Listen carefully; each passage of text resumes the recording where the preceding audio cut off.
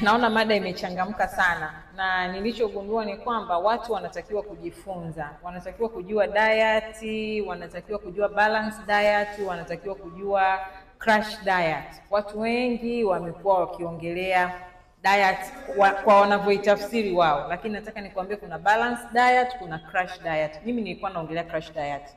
Kwa mtu wa kawaida huwezi kushinda kwa apple tu, huwezi kushinda kwa tunda moja tu. Unautesa mwili wako unaingia kwenye starvation mode.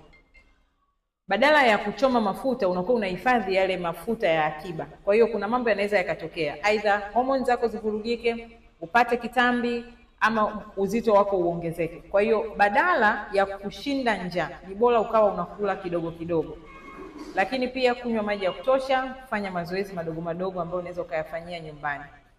Lala vizuri masaa 7 mpaka masaa 8. Hiyo itakusaidia kuweza kupungua uzito, itakusaidia usiweze kuongezeka uzito, na itakusaidia usiweze kupata shida ya madonda ya tumbo.